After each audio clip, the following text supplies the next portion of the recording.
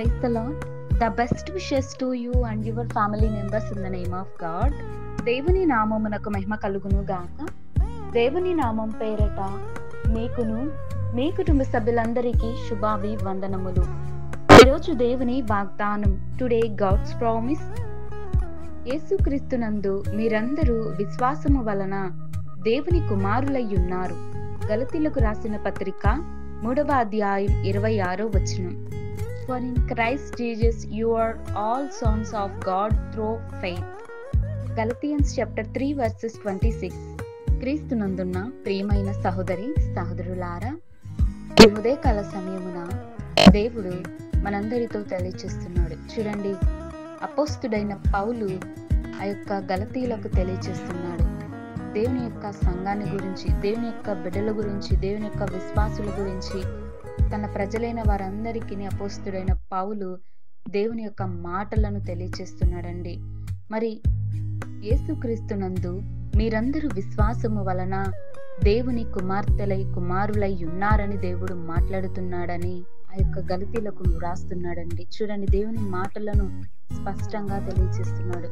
చూడండి, దేవుని నమ్ముకున్న విశ్వాసులై దేవునిని నిజముగా సొంత రక్షకునిగా అంగీకరించి మారు మనసు పొందుకొని బాప్తిస్మము తీసుకొని దేవుని కుమారులుగాను మనము ఉన్నామని, దేవుని యొక్క బిడ్డలమని దేవుడే మాట్లాడుతున్నాడు. చూడండి, దేవుని బిడ్డలమైన మనము దేవుడు తండ్రి అయిన దేవుడు మనకు సహాయం దయచేస్తాడు.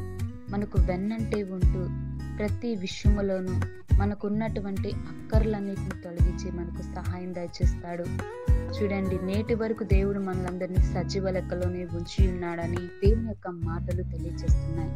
చూడండి, ఈ లోక సంబంధంగా కాకుండా, లోక ఆలోచనలు కాకుండా, అన్యుల వలె భక్తిహీనుల వలె ఉండకుండా దేవునిని తెలుసుకున్న మనము, దేవుని కుమారులైన మనమందరము కూడా దేవుని యొక్క బిడ్డలమే కనుక దేవుడు మన యొక్క కొరకు వేచి ఉన్నాడు.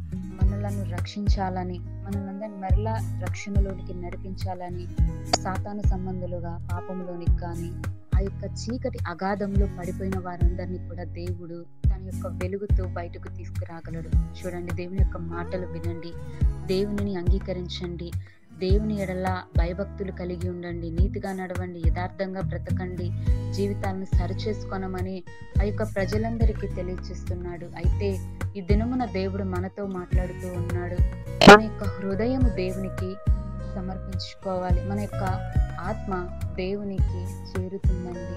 ప్రాణం శరీరముకు దూరం అయిపోయినప్పుడు శరీరము మట్టిలో కలిసిపోతుంది, కానీ ఆత్మ దేవుని చెంతకు చేరుతుందని మనం చేసిన క్రియలు కానీ అన్నీ కూడా దేవుని ఎదుట లెక్కప్ప చెప్పాల్సి ఉంటుంది. కనుక మనము దేవుని విశ్వాసులంగా ఆత్మీయత జీవితాన్ని కాపాడుకుంటూ పరిశుద్ధులంగా బ్రతుకుతూ మన హృదయాలన్నిటినీ దేవుని వైపు తిరిగి నీవు నేను మనమందరము దేవునికి కృతజ్ఞతాస్తుతులను చెల్లిస్తూ ఆయనకు విజ్ఞాపన ప్రార్థనలు చేయుదుముగాక. ప్రార్థన. అత్యున్నత సింహాసనుడమైన మా ప్రియ పరలోకపు తండ్రి, నీకు స్తుతులు స్తోత్రాలు చెల్లిస్తున్నాం తండ్రి. ప్రభువా, నీవు మమ్ములను కుమార్తెలుగాను కుమారులుగాను నీవు అంగీకరించి ఉన్నావు. దేవా, నిన్ను నమ్ముకొని నీ బిడ్డలు నీ దగ్గరికి వచ్చినప్పుడు దేవా వారిని విడవద్దు, వారందరికీ మారు మనసు దయచే. ప్రభువా, ఎవరు ఎలా బ్రతుకుతున్నారు, ఈ లోకానుసారంగా దూరమై బ్రతుకుతున్నారు దేవా, నీకిష్టమైన బిడ్డలంగా జీవించేలాగున ప్రభువా నీ యొక్క పరసంబంధంగా జీవించే ఆత్మను మేము కాపాడుకుంటూ మా జీవితాలను ఎప్పటికప్పుడు సరిచేసుకునేలా సహాయం దయచేయండి. నీ కృప ప్రతి ఒక్కరికి తోడుగా ఉంచమని కోరుతూ నజరుడైన యేసుక్రీస్తు నామమున అడిగి వేడుకొనుచున్నాను తండ్రి. ఆమేన్.